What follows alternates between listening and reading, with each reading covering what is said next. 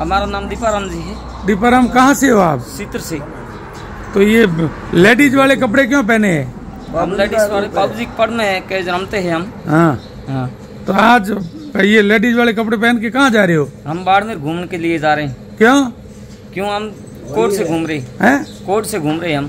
Court से? हाँ। ये होली का त्योहार है इसलिए? हाँ इसलिए। तो अब क्या करोगे बाड़मेर जाके? बाड़मेर जाके घूमेंगे हम, फिर पैसे कमाएंगे। हाँ। और बराबर हम पैसे प्रोग्राम देंगे। हाँ। तो लोग कितने पैसे देते हैं आपको? हमारे बहुत कुछ देते हैं।